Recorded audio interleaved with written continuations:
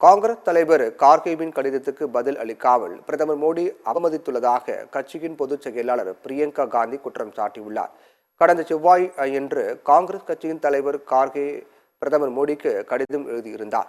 இந்த கடிதத்தில் ராகுல் காந்தியை குறிவைத்து ஆளும் கூட்டணி கட்சி உறுப்பினர்கள் மிகவும் ஆட்சேபனைக்குரிய மற்றும் வன்முறை அறிக்கைகளை எழுப்புகிறார்கள்.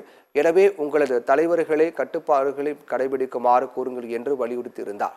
பிரதமர் மோடிக்கு எழுதிய கடிதத்திற்கு பாஜக தலைவர் ஜே.பி. நட்டா எழுதிய பதில் கடிதத்தில் மக்களவை எதிர்க்கட்சி தலைவர் மற்றும் காங்கிரஸ் உறுப்பினர்கள் பிரதமர் மோடிக்கு எதிராக வார்த்தைகளை பயன்படுத்தியது தொடர்பாக பாஜக தலைவர்களின் புகார்களை சுட்டிக்காட்டியிருந்தார். இந்நிலையில் காங்கிரஸ் பொதுச் செயலாளர் பிரியங்கா காந்தி தனது எக்ஸ் பதிவில் சில பாஜக தலைவர்கள் மற்றும் அமைச்சர்களின் கட்டுப்பாடற்ற அறிக்கைகளை கருத்தில் கொண்டு கட்சித் தலைவர் கார்கே பிரதமர் மோடிக்கு எழுதிய கடிதம் இருந்தார்.